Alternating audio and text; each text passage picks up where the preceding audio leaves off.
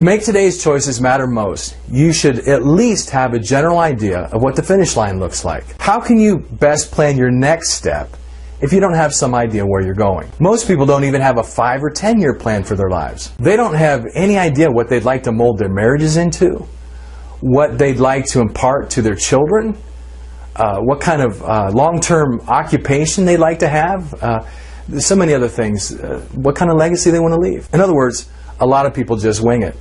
They figure it out as they go. I believe in developing a 500-year plan for your life. Don't just think in terms of what you want to have and do in your lifetime. Think about the legacy that you want to leave behind.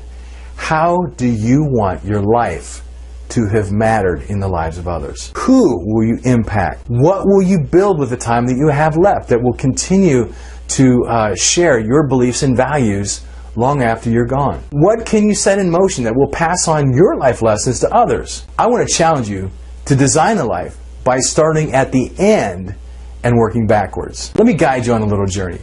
I want you to imagine the end of your life. To begin this process, I'd like you to visualize yourself standing at your own funeral. What would you have liked to have accomplished? From this perspective, how would your priorities change? What would really matter and what wouldn't matter? What would you want to be remembered for? Who would you want to have impacted? What would you want that specific impact to look like? How would you want people to remember you? Now, don't get frustrated if the answers to these questions don't come immediately. It's not so important right now that you know the answers. What I'm trying to do is take the cap off your mind, to stretch you to think and believe beyond ways that you have in the past. I want to challenge you to ask yourself kinds of questions that you've never asked yourself before.